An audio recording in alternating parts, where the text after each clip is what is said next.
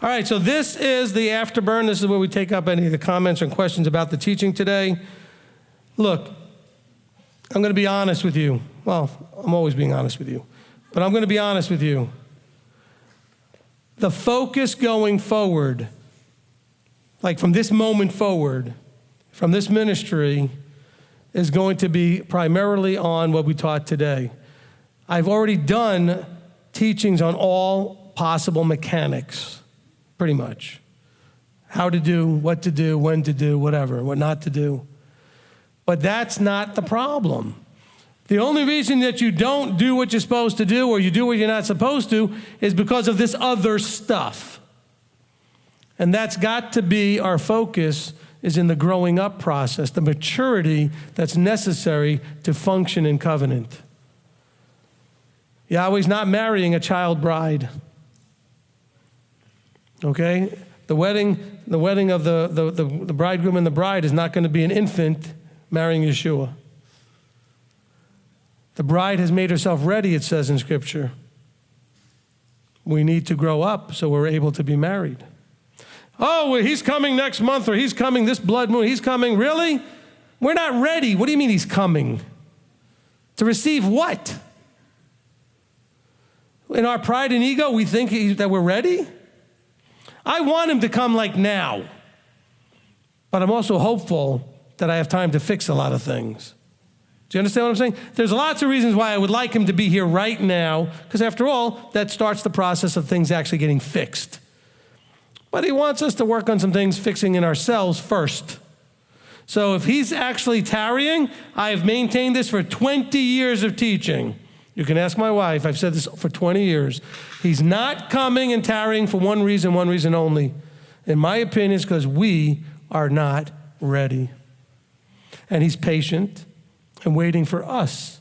It says the bride has made herself ready. And he's not coming because of a calendar, timing of blood moons or Jubilee count or whatever, 6,000 years. None of that stuff matters. He's waiting for the bride to get herself ready. The verses do say, unless the master tarries. Why would the master tarry? Well, because we're not ready. So if you want to wonder why he's not here yet, look in the mirror. It's your fault, but not by yourself. The bride as a whole isn't ready. So even if you just fix you, he's not coming tomorrow either, because the bride is big enough and there's enough people because he has to have, at least the way I understand it from Scripture, a certain number of bodies, so to speak, people that are mature enough and ready to do the next thing. Whatever he has planned for the millennium to do, he knows how many people he needs to be doing it, who are mature and ready to be given the incorruptible body. And we're not ready.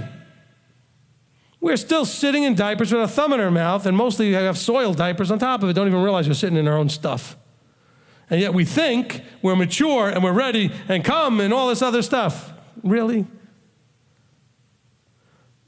Let me tell you, the level of drama that we deal with in the ministry, we're going to start handing out Academy Awards. We're just going to have a bunch of them and start handing them out, okay? For best actress or actor in a drama. Here we go. Best supporting and whatever in a drama. Here you go.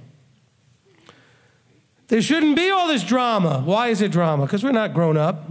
We're still sitting in drama. You expect drama out of children, teenagers even. But oh man, we got drama in 30, 40, 50, 60, and 70-year-olds. We got drama to overflowing. Any of you guys tired of all the drama? Do you want to spend forever with all that? Do you think Yahweh is planning to spend forever with all that drama? And it's all because of immaturity. All that nonsense. I mean, there's literally times I hang up the phone and I'm like, I can't believe I just had that conversation. I can't believe the level of ridiculousness. And I'm not saying that to pick on the people I'm talking about. I'm saying it's everywhere. So it's not just that person. It's just a consistent pattern of just, we're so caught up because generationally that's all we ever witnessed, is people spending all of their time and all of their energy on nonsense. I'm guilty, don't get me wrong. I'm not trying to judge everybody else. I promise you, I am guilty of wasting my life on nonsense. I still get upset about dumb things. I still react to dumb things. I get caught up, and it then it takes a life of its own. It takes over your life. And so now you're not just living properly and living for him. You're living for this dumb thing that's got you all either, sometimes it's something you're so excited about, and that's still a waste of time. It's nonsense. Because now you can spend all your life focused on and all your energy on this thing you're so excited about that's of no value. But it's your new obsession. Every one of us has a certain level of addictive personalities.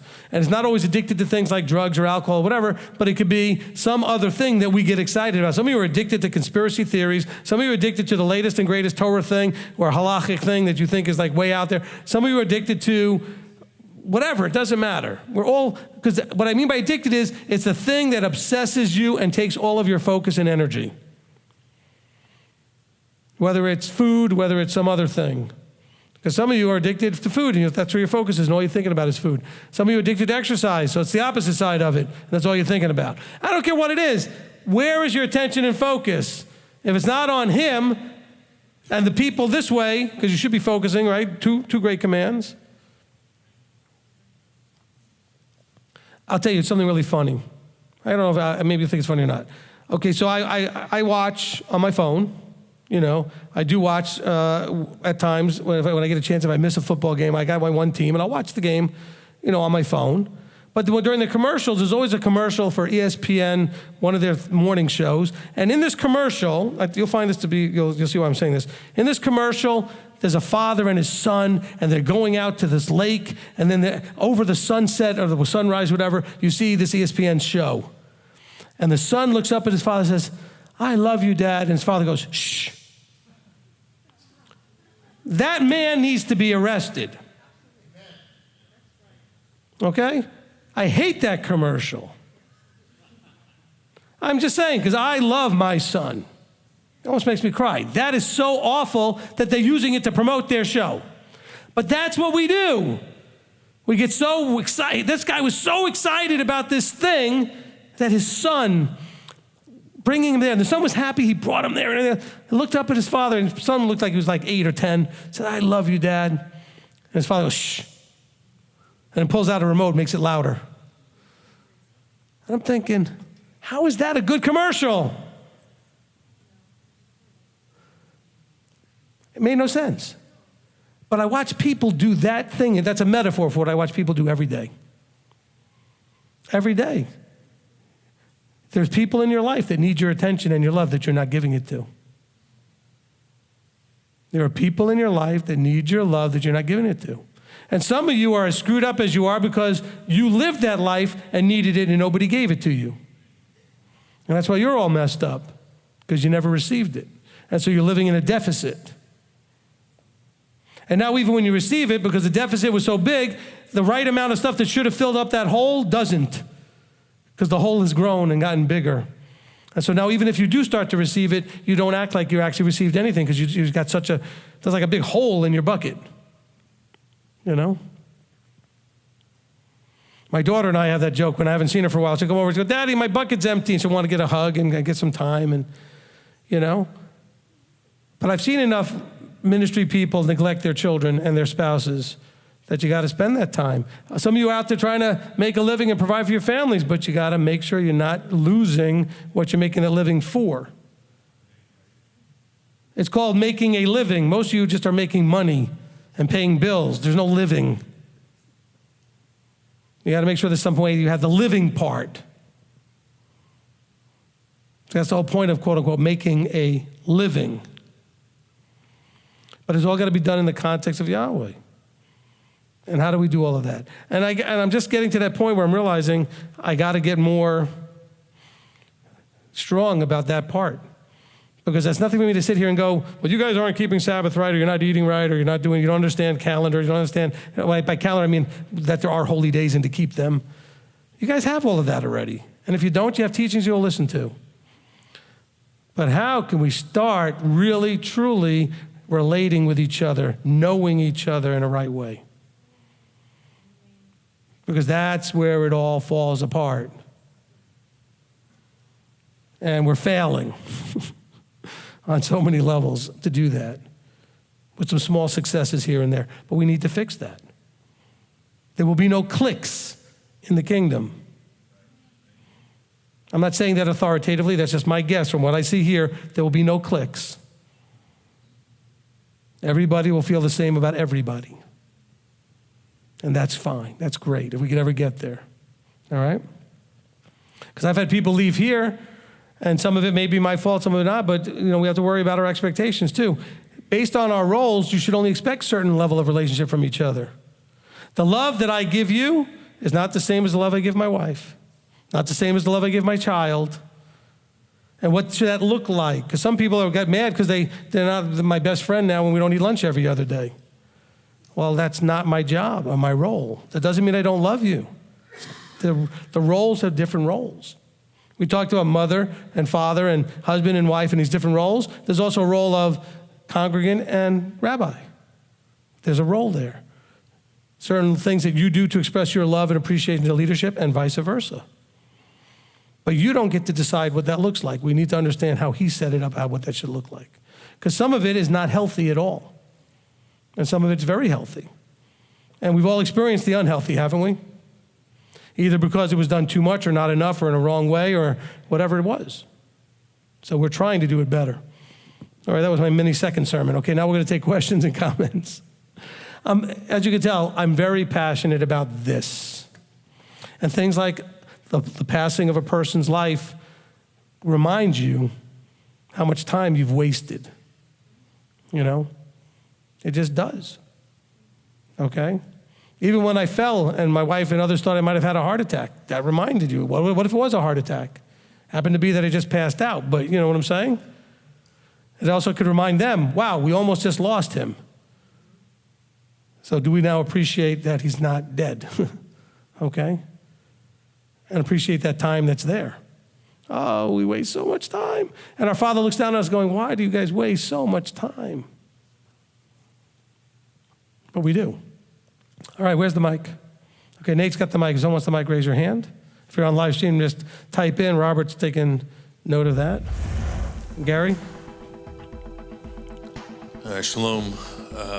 This has been one of those days that there's been so much that really that you brought out today that has been things that I've been dealing with, and I don't even know where to begin. But it may only be 7 verses, but there's so much to be had in that and all the things that you brought forth. And I hear so many people sometimes, I won't say that. I guess what I'll say is you get what you come looking for. If you come expecting, you'll get what you need. And we've not had I have had a goal to get some things done. And while we've got some things done, there's a lot of things that just wasn't able to get done. And it was kind of, I'm like, why didn't these things play out this way? And really kind of, you can look at it from different angles, and I'm thinking, this really invigorated me to continue and encourage to keep pressing forward. There's something about, I had a conversation this morning, and I mean, almost everything that we had a discussion this morning was someone who used to be in this walk, who went off into Judaism, no longer in Judaism because things didn't work out. They're on an island by themselves. And everything I said, I bet I was on the phone for an hour, I don't even know, is everything that you brought up. And I cannot imagine being in that place. And that's what makes this so important. And I was centered on when I was talking to the person, both the aspect of the vertical and the horizontal. Anybody can do this mechanically. I mean, it's really not, we do so many things mechanically in life. But when you see somebody have a passion for something, as I see in Rabbi, that's why he is my rabbi. That's why I have a passion to want to continue to help him to further the vision that Abba has given him. And I can hear people talk, and this particular individual would talk about certain aspects of life, and the person is not connecting mechanical with a heart to do things, but something as much as health was very passionate about. And I'm like, that is that's passion. If you can that's what people need to have in this. If you can't have that, it's just mechanical. And mechanics are only going to get you so far. And for other people, it's very much a struggle to have that passion. But the other spectrum is you can be led by emotions, as many people come out of the church, and whether a charismatic background, if it's all emotion, but there's no structure, there's none of that mechanics, that we have to have both. It's the spirit and the truth, as rabbis taught. And you cannot let the emotion drive the bus. The emotions cannot be your why. The emotions ought to come out of your why. Your why should be driving that bus, and then there should be a love and attachment to that. It's going in the mind, the heart, and so many people are missing that. And that's the conversation I had this morning. How are you going to get that when you're completely isolated? They can't, because of the stances they've taken, they can't come back to this in any realm whatsoever.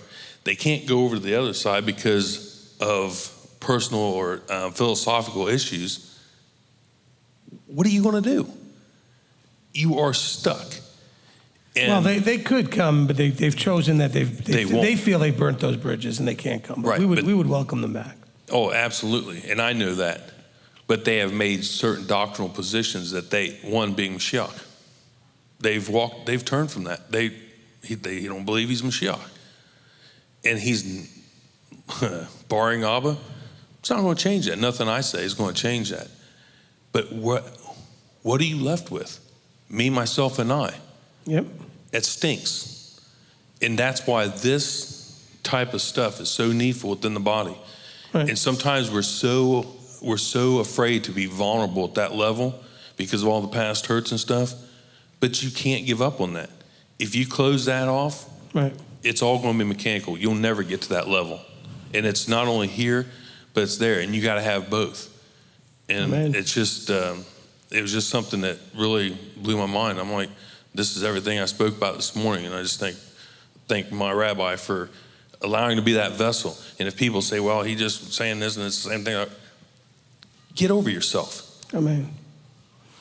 And I had your room bugged, and that's actually where I got all my material, so.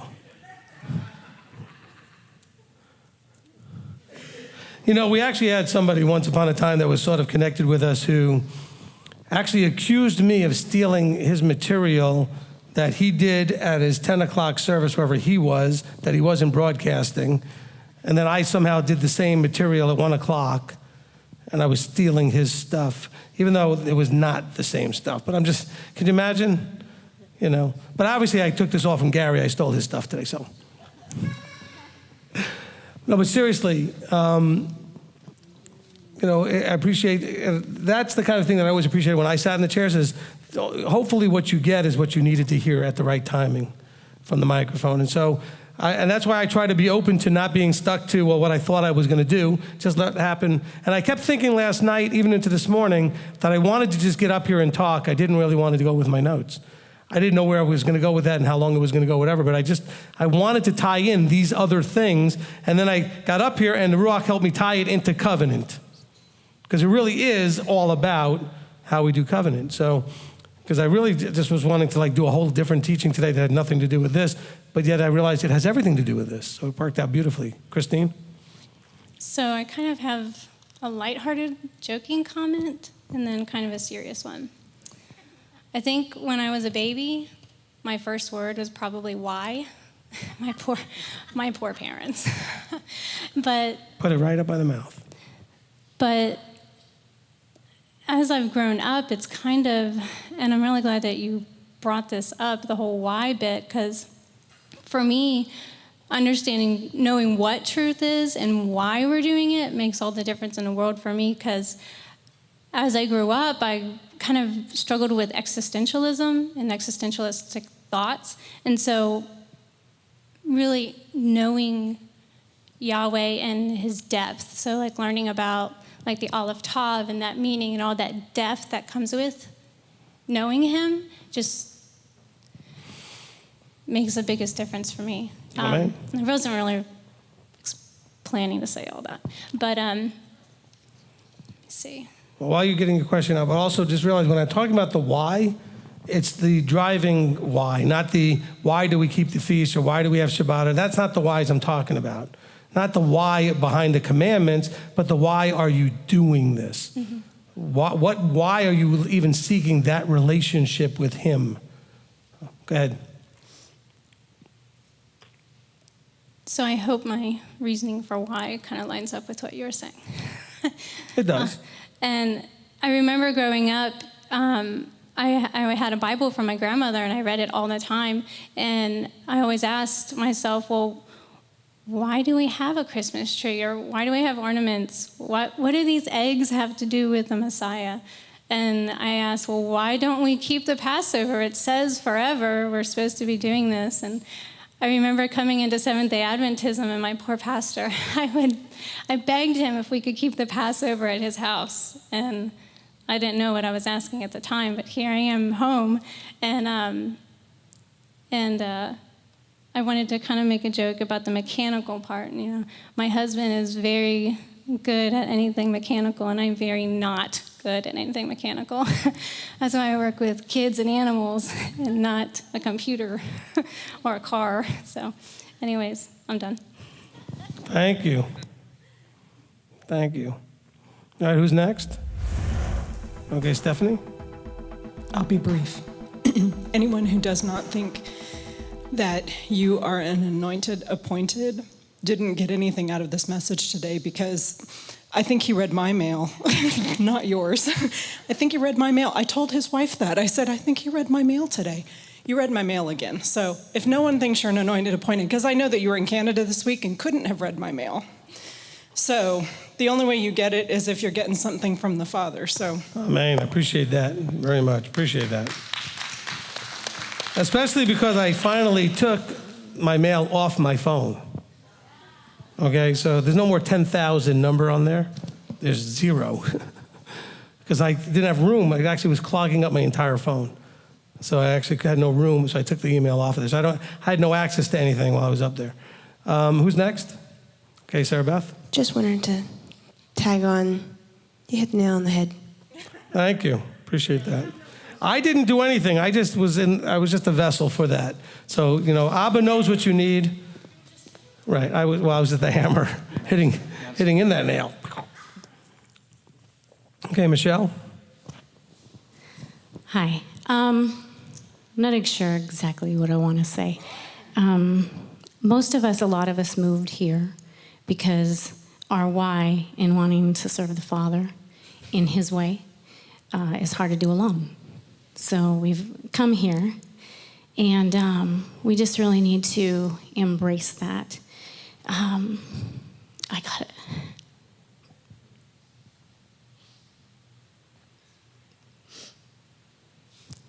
I got a text from my mom that one of my cousins just passed away about an hour or so ago. It's a little bit older than me. And she had a brain aneurysm, and I was hit. And so I'm in a bathroom, and my sister Dawn and Lynn were in there, my family, comforting me. You know, and that's why we're here. And then I was telling Dawn, I was like, oh my gosh, Rabbi, it's like literally just talking about we don't know when, you know, so we don't know when. And I just encourage that we all really just love Him and love each other and get it right. Amen. Amen. And we're glad to be available to you going through these things without family or a community like this is just, I can't even imagine, but it's as hard as it is to go, as long as we have each other, at least we have that level of comfort and encouragement. And so we're very blessed to be able to be here for you in this moment, and we offer our condolences. Okay, Nate? So last night we kind of touched a little bit on what you mentioned today about we need to move on from just the mechanics into we need to learn how to start walking in that testimony of Yeshua, that having that loving kindness for each other and having that shalom when we're discussing things. One of the things I didn't appreciate about the military so much when I was young, I really appreciate it now as I'm learning to understand leadership, especially as I am now a leader at work. And I've had somebody mention to me that they felt that they didn't necessarily like the way that I am submissive to you. They don't like to see me in that role because I've always been this, my own standing in the front. And to me, it actually makes me seem stronger that I'm able to find a good leader as a man and submit to that authority and humble myself in a place to say whatever you need. Especially as I look at my leader and who is looking at our Father and saying, whatever you need, Abba, what do we need to do? Okay, we've learned to connect the dots as far as mechanics. Now we need to grow up. And when I was thinking of that out of Proverbs 3:3, it brought me to Revelation 12, where it talks about the dragon was enraged with the woman and the remnant of her seed, those who kept the commandments of God and have that testimony of Yeshua. And it finally clicked to me, what is the testimony of Yeshua? That he was able to keep his shalom in the midst of trying to help people learn how to walk this correctly. And we were talking about it last night, that we need to get to a place as a body where we're not wasting on, not that we shouldn't care for people out there, like what I do. I care for people in the world, which really don't have a care in the world about what Yahweh thinks or what we should be doing as a people. My prayer, and this is part of the reason why I attached to this leadership, one is that I don't see anybody else out there going, look, drop your flags, we need to be a body. We need to drop the flags. This is Israel. The other one was that we're moving to a place to where we're trying to walk as a body to be a light to the nations. And when we're spending all our time serving everybody but each other, it's not that we're wasting time, but we're putting efforts into something that is not necessarily eternal. It could be eternal in some ways, but our Father said, love him and love each other. Now, the world is included in that as well, but my heart is that one day, our brothers and sisters, when we get up in the morning, we're only thinking about how are we going to serve each other today, and the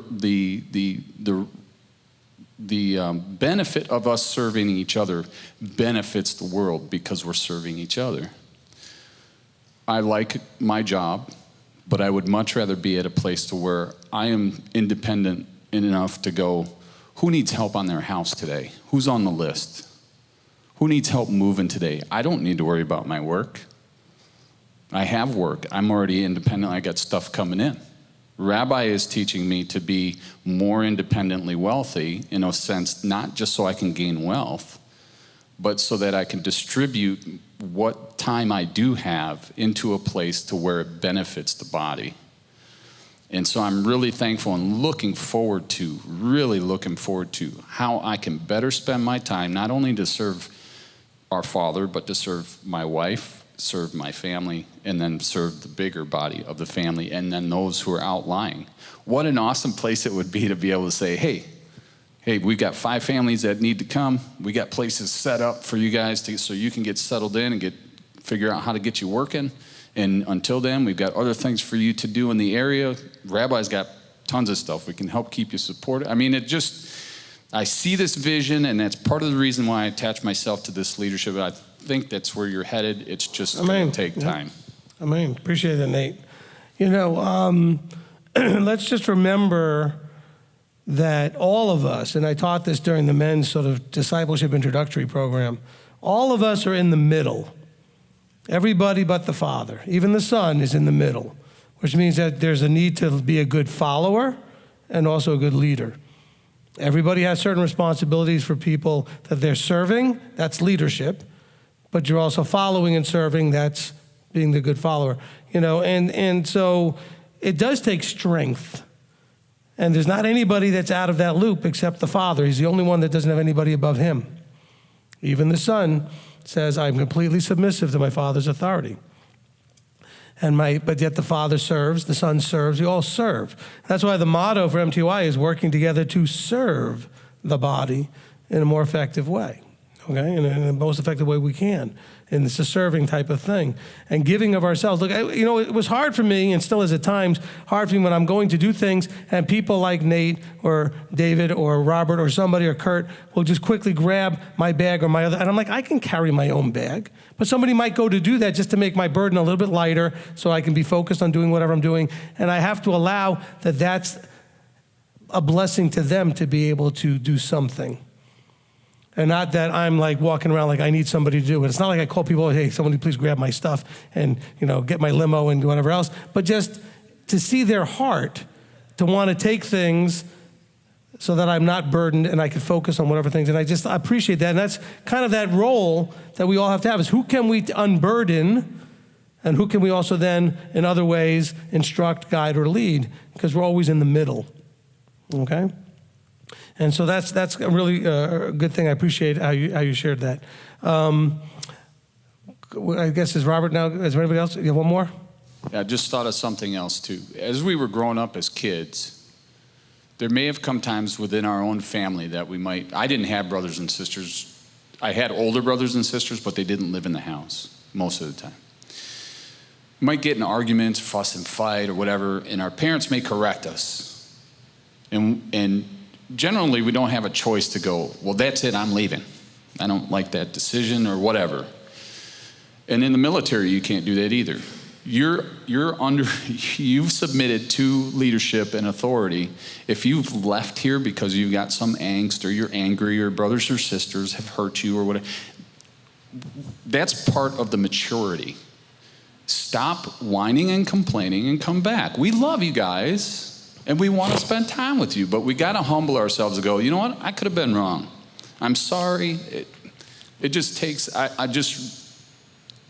we got to stop doing that. We came out of that. We got to stop doing that.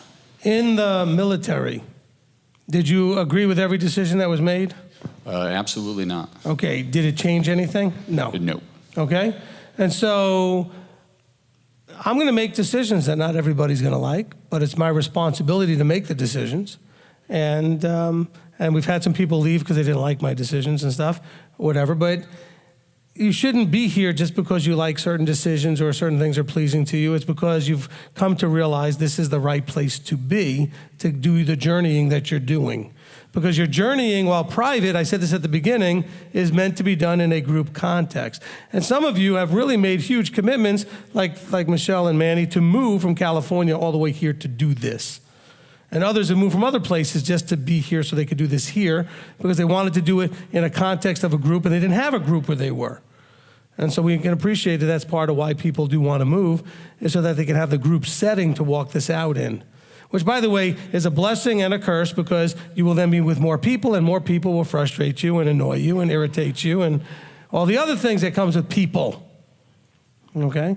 My pastor who did my wedding once said to me that being in ministry was the ultimate perfect job. If we could just figure out how to get all the people out of it, it would be absolutely perfect, But you can't, because it's a people thing. All right? It's a people thing. Okay, Robert, or whoever's got the live stream. All right, first up is Jonathan Thompson. He offers a praise that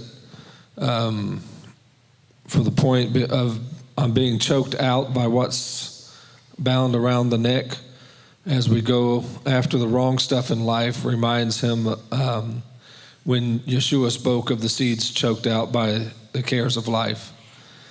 And then he had a question, is it vice versa, having the mechanics down but needing the fruit of the Ruach to do it in love, just as much as having the love to do it but not knowing the mechanics yet? Say it one more time. Is it vice versa, having the mechanics down but needing the fruit of the Ruach to do it in love, just as much as having the love to do it but not knowing the mechanics yet? Yeah, those are equal. See, this is where I want you to stop judging all your Christian friends and even your worldly friends that are walking out love better than you are. Just because their mechanics are all screwed up? Because I've often said, is it going to be easier for Yahweh to take a wonderful, loving person that nobody ever says a negative word about and teach them the mechanics, or taking a person who's got the mechanics down that's a jerk and get them to be not a jerk? Which is going to be harder to do? Okay? And so don't be so hard on your friends that are doing Christmas and Easter and Sunday and eating bacon and everything else, but they're the type of person that nobody has anything to say about them because they're just so wonderful and they treat everybody nice, and they treat everybody well, and they're always there for people, and they're always serving, and that person just hasn't had their eyes open to the mechanics yet. Don't feel so pompous about yourself because your mechanics are so good and you're an egomaniac, pompous jerk, okay? And so that's the harder thing to change anyway. Okay? And by the way, I'm not saying that either one just gets in with half of it. So that's why Jonathan's point was, is there any difference? No, they're equal. Okay, you're still only half of what you need to be. All right, next question. From Janet Hoffman, how can we make our why for the covenant real enough? How can we increase intimacy in our relationship with our Elohim and trust him with all our hearts without becoming, quote, emotional, end quote, about it? Well, I don't have a problem with you becoming emotional. I think that somehow, again, we're missing the point. The point is becoming emotional about a process is different than deciding to do something because you're emotional. In other words, when you're doing something, people got into some pretty good physical relationships when they were younger because they had an emotion called, wow. They were all hot to trot for somebody. That's an emotion. So because of their emotion, they made some bad decisions. As opposed to realizing I'm attracted to somebody, let me get to know them and see if there's more than just a wow, and develop a relationship, and then I can have all that emotion later. Okay? And so as far as how you develop the why, most of us spend very little time getting to know ourselves. What do you want? Why do you want it? Where do you want to end up? Where do you want to go? We're so busy being busy that we're not planning anything, and we're not even understanding ourselves. And so you need to ask yourself the same question I asked you. Why are you here? I don't mean like in life. I mean like, why are you trying to walk out Torah in the context of Messiah Yeshua and all these things that are in your Bible? Why are you here trying to do this? Why aren't you back where you were? Why aren't you doing whatever you were doing? Why are you putting in all these efforts to put yourself in this place where friends ridicule you and family members bother you about it and attack you? Why? What is driving you? What's your reason for doing? Okay? They always want to talk about the reason for the season. Also, don't forget about all that stuff. What's your reason for being here on a Shabbat trying to understand what Yahweh has for you? And then nurture that. And keep that big in front of you. Every time you have to make a choice, remind yourself why you're doing this. Because maybe the reason you thought you had, well, it wasn't a big enough reason. And so you struggle because you don't have a reason that's big enough, and you need to really think about why you're really doing this. What is your real reason? Okay. Next question. Nick Goddard asked, when you talked about how the blood applies when you have realized you messed up / sinned and do teshuvah, in parentheses, this is hesed / grace, question mark. So regarding obeying mechanic as opposed to being motivated by relationship, if one repents out of obligation as opposed to having a true heart of teshuvah, is it correct to connect to Hebrews 6, 4 through 12 in the context of all of chapter 6? Please correct, clarify, help my understanding. Well, 4 through 12 is talking about those who, once they've tasted of all these things and then decide to leave and all this kind of stuff like that. You got to understand, and again, to get into Hebrews is really going to be tough, the context of who the audience is, what's really going on, and what the situation is. But yes, I agree with most of your premise, although I'm not sure, if you haven't heard the teaching on grace, what you meant by bringing the grace thing into it. But really what it's about is there is an obligation, but we do the obligation because of the other part of it, the relationship. Because the covenant was a straightforward obligation. We agreed to obey. So you are obligated to repent and fix it and get back on. Now, if you're going to do it a lousy attitude, then you're missing the relational part. But we are doing it partially because it's the obligation. Our relationship said, we will agree to do what you say. And when we don't, we agree to repent of it and get back and start doing it again. You are obligated. But you're obligated to do it also in a right attitude. You're not doing it begrudgingly because you just, all right, I have to fix this. And that's not going to do it. Okay? You have to change, turn around, get back on the path because you want to please him, because you know he's right and you're wrong. Okay? Next question. From Diane Bloom, a small comment, Proverbs 3:3, bind them around your neck. Is it like a necklace which you display to the world, you make a statement to others, or can show off, boastful? Okay, I really have no idea what the metaphor is that he was going for there. But I don't think it was that one, Diane. I'm not trying to pick on you, because that context of the section was that it was all about it being for you. Okay, so I don't think it would be something that you'd be wearing around or feeling that it was just supposed to be about something that would help you, remind you, or as a trigger for you, because it was about you doing what's right in your own eyes, you being wise in your own eyes, and so it had to do with writing it on your tablet of your heart. So I don't know that there would be another, but when I read it last night, when I read it, every time I've read it, I'm thinking, I'm not sure what he's talking about binding it around the neck. Okay, so I'm not saying you're wrong. I just don't think that was the one. So go ahead. Okay, there's a couple of people that have asked this in different ways. I'm going to read the one from Rebecca Roth. Could the binding around the neck be yoking? It could be. I mean, there's lots of things it could be. It's probably an idiomatic phrase in Hebrew that made sense to them when it was written. Okay? So it has more to do with the people then would have understand the metaphor or the idiomatic idea of binding something around your neck. So I'm just too many centuries disconnected from them to really know what they would have known then. All right. But that's certainly possible. I mean, it deals with yoking. But again, it's not linked that way to yoking as much as it's linked to you doing something to remind you, like binding it as frontliness before your eyes. And see, that before the eyes thing is how you think. I can follow that pretty easily. Having it be evident in what you do with your hands, like in the V'ahavta. But this one around the neck, in this particular context, doesn't lend itself to a simple, clear linkage. These things are certainly all possible. Okay, but we're just guessing. Okay, and another one that was asked by multiple people. I'm going to read it from Angelique. How do we get the why? Is it Yah who gives it to us, or do we develop it ourselves?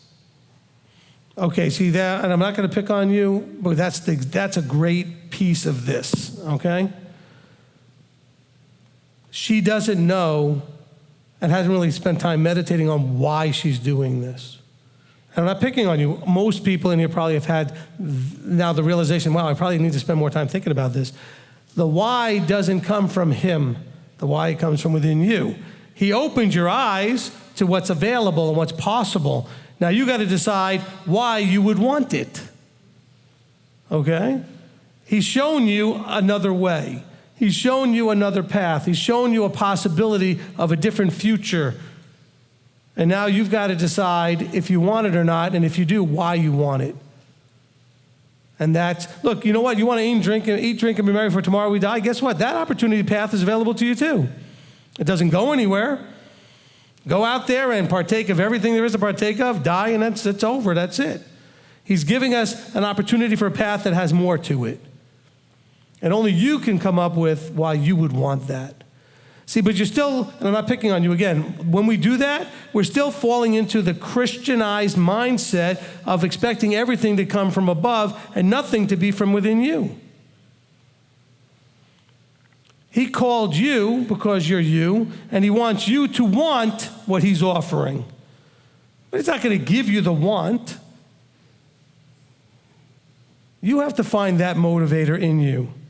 The people that messed up in the desert were only thinking about the pain they were in, the hunger they were having, the thirst they were having. Oh, we had it so great back in Egypt. But Joshua and Caleb were like, we were told there's a land of milk and honey, and we looked at it, and it was. So what are we waiting for? Let's go.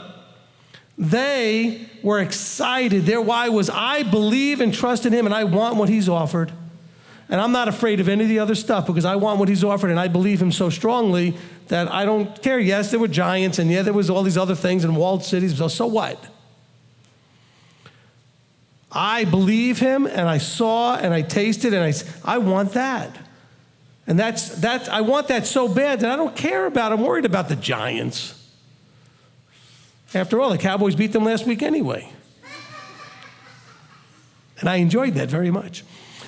But you know what I'm saying? I mean, if your why is big enough, okay? Some of them are thinking, I can't believe he just said that. Okay. If your why is big enough, I'll give you an example. Maybe this is a good, I don't know. But because I mentioned football, I'll give you an example. We had somebody in our congregation years ago that was trying to keep Torah, coming to the congregation, and somebody gave him free Vols tickets. Now, if you ever been a Vols fan or any kind of a fan of your local big college team, getting tickets is not easy to do. And so getting free tickets handed to you is very tempting, especially if that's your alma mater and that's your school and that's your team and everything else for, University of Tennessee. And so we were in Knoxville at the time, and he didn't show up that week. And I found out that he'd gone to the game. And so I teased him the next week. I said, how was the game?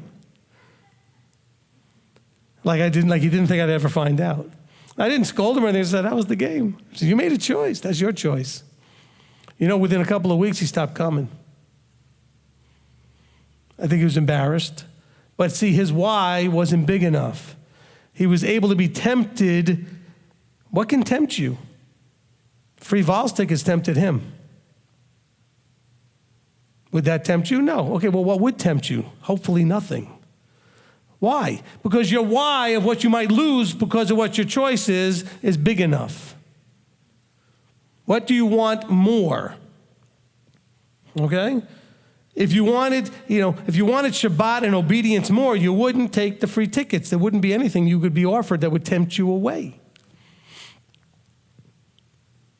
Okay? So that's a good metaphor to be. But yes, let's stop looking for outside sources to generate and do whatever that you're supposed to do. You're supposed to write it on your tablet of your heart. You need to actually prepare your heart to receive. There's things, the bride has made herself ready, but in the context of being completely submissive to his guidance and instruction on what to do. So there is an outside source piece of this, but stop looking for him to provide your part of it. There's two parts to the covenant, him and you. You need to bring something to that party. Okay, next question. All right, looks like this may be the last one from the live stream. From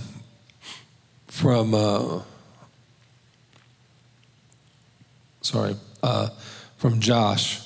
You made a statement about trying to be in God's image in a relationship. Does that mean being like, we should continue to forgive and try for love, or do we just give up? No, you need to forgive. First of all, again, if you haven't listened to it, go listen to the teaching on forgiveness. Forgiveness is something you don't do for the other person. You do it for you first. You need to forgive. Now, that person may also need to feel like they're forgiven, but it starts off with you needing to release that thing that you have going on that's blocking you from being able to forgive somebody. That will become a root of bitterness that will eat you alive. So you must forgive because that's about you. Now, whether you go over to the person, maybe you may need to forgive somebody you never get to see. Maybe by the time you realize you need to forgive them, they've already moved on or something, or you just don't have any way to contact them, or they passed away or something. But you still need to forgive. Now, if you can, sharing that with somebody helps. And of course, by the way, you cannot accuse a person of not forgiving you just because they didn't say the words or whatever it is. And there's no magic or thing about forcing somebody, well, you need to forgive me. Yes, I do, but you don't need to demand it. okay? Because that's not the kind of relationship we need to have. But there are relationships where being loving and forgiving doesn't mean you still have to stay in that relationship and get abused and attacked and everything else. That's where you seek counsel. Shabbat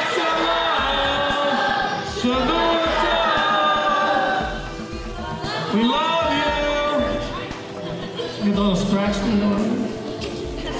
Yeah. Get over here. Up on the top of the head.